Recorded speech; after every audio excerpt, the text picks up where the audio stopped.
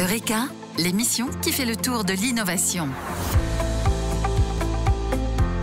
Bonjour à tous et soyez les bienvenus pour cette nouvelle chronique consacrée aux territoires connectés et durables en partenariat avec Infranium. Au micro, Erwan Carlier.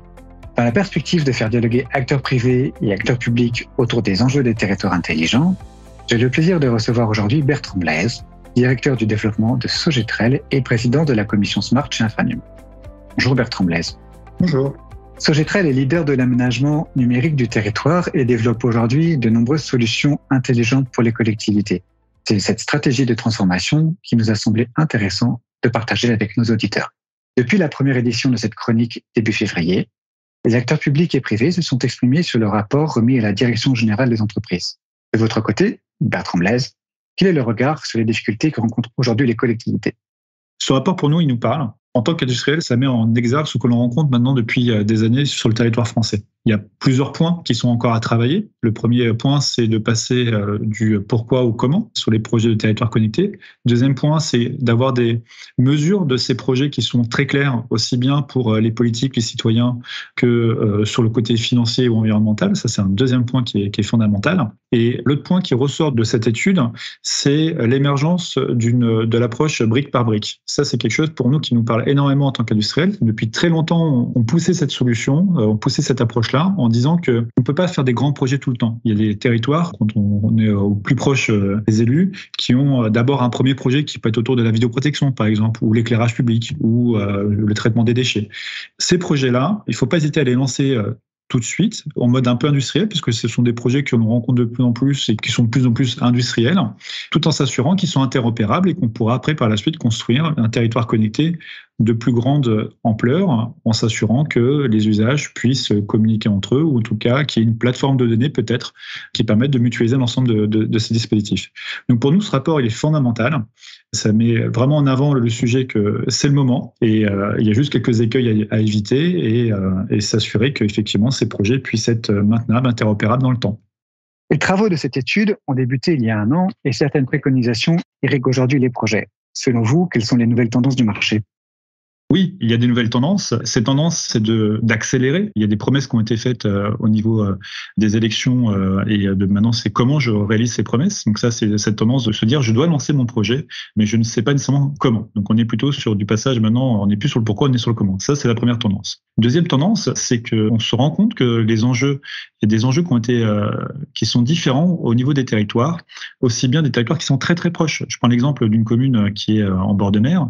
Elle va avoir des enjeux qui vont être totalement différents d'une commune qui est pourtant sur le même territoire à 15 km dans les terres. Donc quelque part, en fait, il n'y a pas de modèle systématique au niveau des tendances que l'on peut imposer sur l'ensemble du territoire en disant, voilà, mon projet de territoire connecté et durable, il doit être fait petit A, petit B, petit C. C'est pas comme ça que ça fonctionne.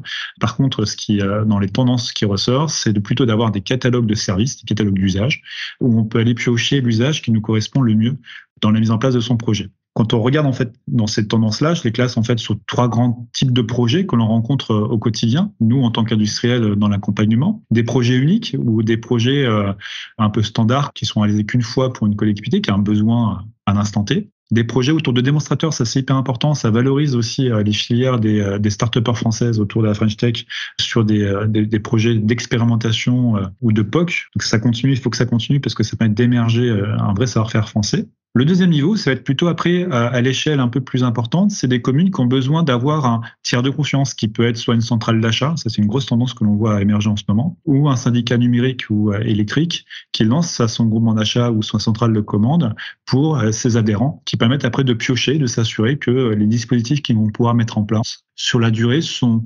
interopérables, scalables et qui permettent après de pouvoir créer une smart city, je dirais, brique par brique, tel qu'on pourrait le construire avec un mur. Dans ces tendances-là, on va retrouver des territoires comme Seine-Yvelines Numérique, le Ciel 42, le CIPEREC, qui ont déjà lancé leur projet très tôt. Après, bien sûr, il y a des projets plus conséquents qui sont lancés de type Angers, Dijon, Châlons, Toulon, qui sont des projets, et je les remercie d'avoir lancé ces projets très tôt, qui ont permis de mettre des marqueurs très forts en disant, voilà la réalité de ces projets de territoire connecté et durable existe en créant des dispositifs assez conséquents et visitables et sur lesquels on peut vraiment mesurer les bénéfices pour les citoyens et les élus. Donc ça, c'est vraiment le troisième niveau que l'on peut rencontrer en termes de projet.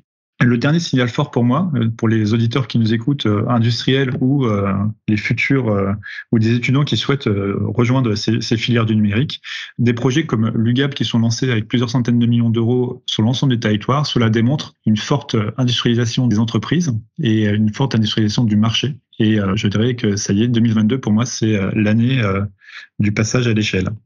Ce sera ma dernière question.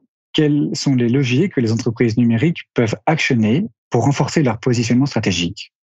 Le principal levier, je pense qu'il faut qu'on soit beaucoup plus clair auprès des territoires. C'est-à-dire que les attentes sont de simplifier. Pour simplifier, pour moi, il y a 4 chantiers prioritaires. Le premier, c'est de sortir un catalogue de services assez simple avec des usages clés pour pouvoir se lancer et démarrer. Le deuxième, c'est de pouvoir avoir quelque chose de très clair au niveau des retours d'expérience illustrés de ce qui a marché et de ce qui n'a pas marché. Encore une fois, c'est hyper important aussi de mettre en exergue les écueils à éviter. Le troisième point, c'est de valoriser les infrastructures et les dispositifs. Ce n'est pas entendable pour un territoire de se dire je dois lancer un projet sans m'appuyer sur le socle aussi bien socle des infrastructures ou des dispositifs que j'ai lancés depuis des années. Et le dernier point pour nous, c'est de s'assurer que l'ensemble des dispositifs et des systèmes qui seront mis en place pourront par la suite être interopérables et maintenables. Encore une fois, on ne peut pas penser de territoire connecté sans imaginer d'avoir des dispositifs qui puissent s'inscrire dans le temps et pourraient être valorisés sur des usages qu'on ne connaît pas encore, mais qui émergeront. Mais à partir du moment où l'ensemble des données qu'on aura mis dans la collectivité, l'ensemble des capteurs qu'on aura positionnés, puissent être repris et s'inscrire dans la durée pour nos clients. Et donc pour nous, en fait, l'année 2022, c'est une année charnière, c'est une année de basculement.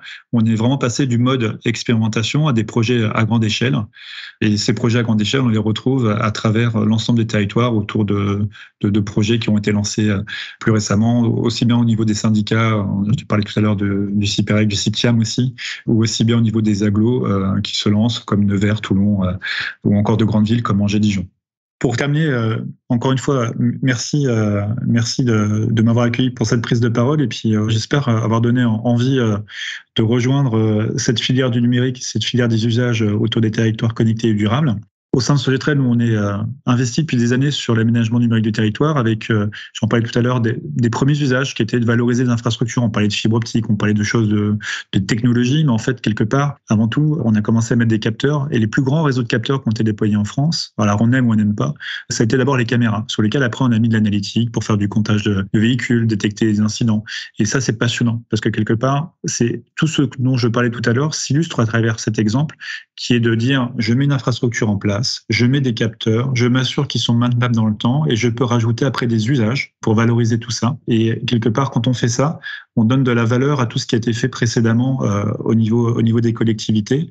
Et ça valorise aussi les élus qui, du coup, se retrouvent avec des dispositifs en disant le coût que j'ai pour pouvoir créer de nouveaux services est moindre parce que je peux valoriser tout ce qui a été fait en amont. Et donc, c'est dans ce cadre-là et c'est vraiment la philosophie que l'on a au sein de Sogétrel, de pouvoir accompagner ces territoires, de réutiliser le maximum des infrastructures existantes et les dispositifs qui ont été existants pour pouvoir avoir l'investissement juste au bon moment pour apporter de la valeur aux citoyens et aux élus qui nous ont fait confiance. Bertrand Blaise, merci pour ces éléments qui intéresseront à n'en pas douter les grands groupes comme les ETI et les startups. Merci également à nos auditeurs pour leur attention. Pour ceux d'entre vous qui souhaiteraient écouter ou réécouter nos chroniques précédentes sur les territoires intelligents, rien de plus simple. Direction kpmg.fr sur la page de la radio ou bien télécharger notre application sur votre mobile. Cette chronique s'achève maintenant. Nous vous retrouverons avec grand plaisir avec Alexandre Durand d'Infranum dans une quinzaine de jours pour une nouvelle chronique. À bientôt sur nos ondes. Eureka, une émission de Radio KPMG.